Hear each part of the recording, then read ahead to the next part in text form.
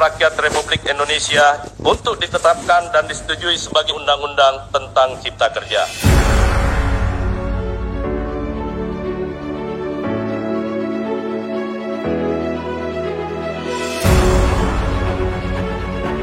Jakarta, 6 Oktober 2020.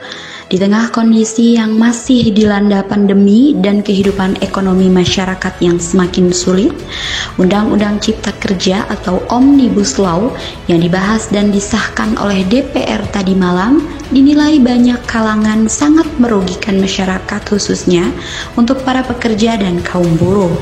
Menurut salah satu federasi buruh yang ada di Indonesia, yaitu Federasi Serikat Pekerja Front, Undang-Undang Cipta Kerja atau Omnibus Law ini sangat merugikan dan mengeksploitasi para buruh dan pekerja.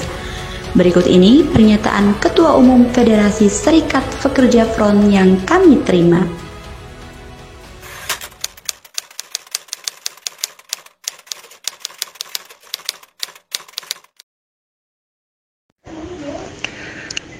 Waalaikumsalam warahmatullahi wabarakatuh. Alhamdulillah wa syukurillah, la haula wa la quwata illa billah. Sikap kami jelas bahwa kami dari Federasi Serikat Pekerja Front menolak Undang-Undang Cipta Kerja ini atau Omnibus Law yang sudah disahkan oleh DPR kemarin. Karena dalam muatan undang-undang tersebut, dalam klaster ketenaga kerjaannya banyak sekali merugikan pihak pekerja. Ada pasal-pasal yang kami lihat justru mengurangi hak-hak dari pihak pekerja. Untuk itu, per tanggal kemarin Jumat minggu lalu, kami sudah memerintahkan atau menginstruksikan ke pimpinan wilayah maupun pengurus-pengurus PUK di bawah kami untuk melakukan aksi penolakan terhadap Undang-Undang Omnibus Law ini, yang terus terang di dalamnya banyak merugikan dan mengebiri hak-hak pekerja. Mungkin itu.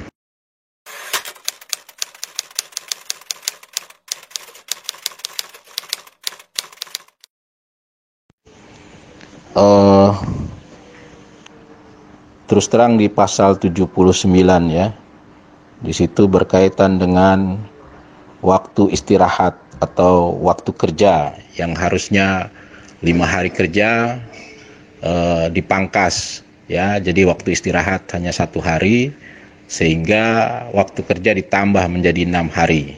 Nah, kemudian di pasal 59 mengenai pekerja kontrak ini diidentifikasikan mungkin pekerja kontrak nanti PKWT akan kerja kontrak seumur hidup tanpa ada batasan.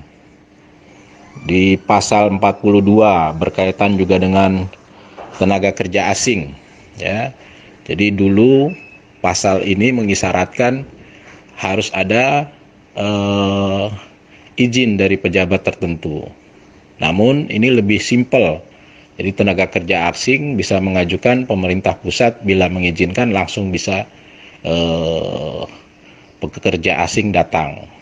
Yang terakhir kaitan dengan pasal berikutnya mengenai hak pesangon ya. Di hak pesangon itu jelas sekali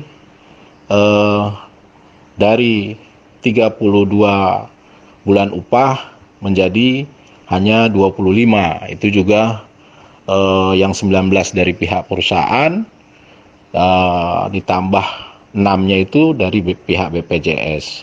Nah, kita nggak tahu nih apa BPJS nanti bisa menanggung pesangon karyawan.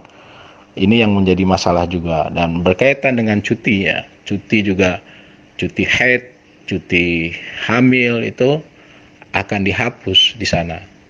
Nah, itulah yang pasal-pasal yang krusial yang harusnya justru untuk peningkatan pekerja atau buruh, justru pasal-pasal ini dikebiri, hak-hak buruh dikurangi dengan alasan untuk menarik investasi. Padahal kalau kita lihat justru semakin ini diterapkan, justru produktivitas pekerja akan semakin turun. Dan yang paling parah juga berkaitan dengan upah pekerja.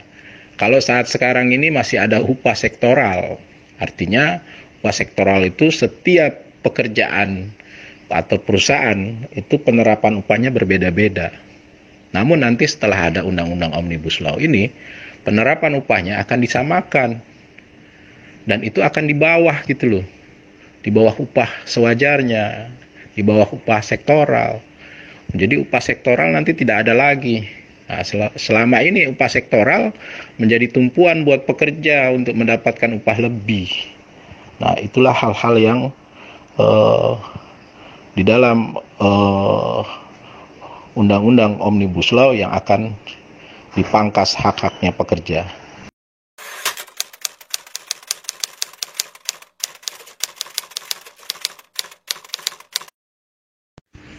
Ya, kita berharap pemerintah mengkaji lagi undang-undang ini.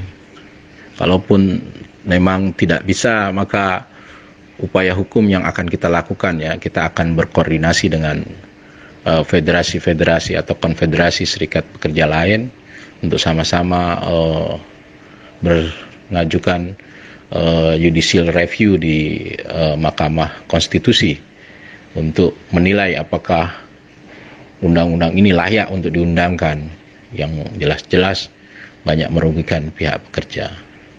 Dan kita berharap juga buruh tidak terpecah belah, tetap kompak, tetap semangat, karena ini bagian dari penegakan amar ma'ruf nahi mungkar.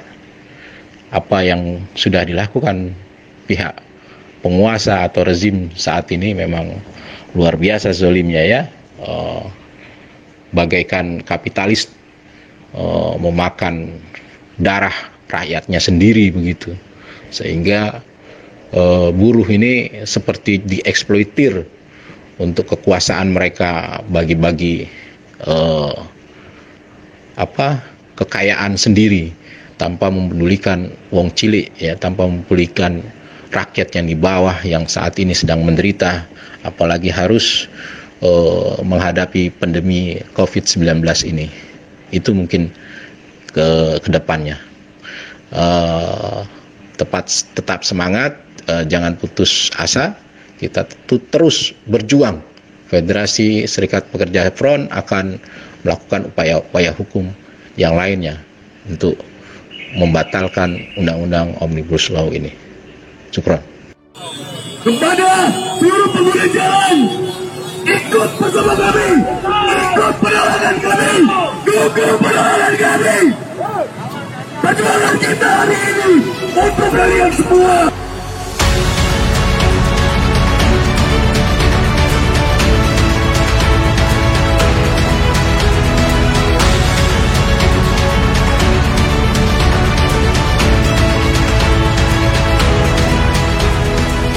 Saya Alika Rehayu, Front TV Islamic Channel mengabarkan.